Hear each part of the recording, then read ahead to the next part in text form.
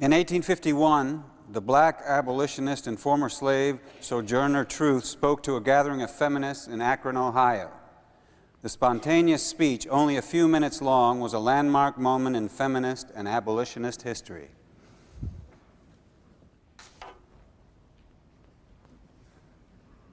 Well, children, where there is so much racket, there must be something out of kilter. I think that twixt the Negroes of the South and the women at the North all talking about rights, the white man gonna be in a fix pretty soon. But what's all this here talking about? That man over there says that women need to be helped into carriages and lifted over ditches and to have the best place everywhere. Nobody ever helps me into carriages or over mud puddles or gives me any best place. And ain't I a woman? Look at me. Look at my arm. I have plowed and planted and gathered into barns, and no man could head me. And ain't I a woman?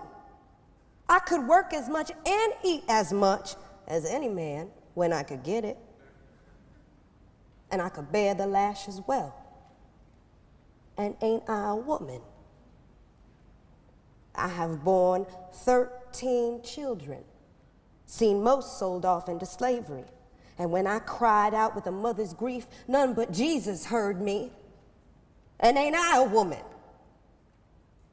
And they talk about this thing in the head. What is it they call it? Oh, that's right, yeah, intellect. That's it, honey. Well, what's that got to do with women's rights and Negroes' rights? If my cup won't hold but a pint and yours holds a quart, wouldn't you be mean not to let me have my little half measure full? That man in the back there, he says women can't have as much rights as men because Christ wasn't a woman. Well, where did your Christ come from? Where did your Christ come from? He came from God and a woman. Man didn't have nothing to do with it.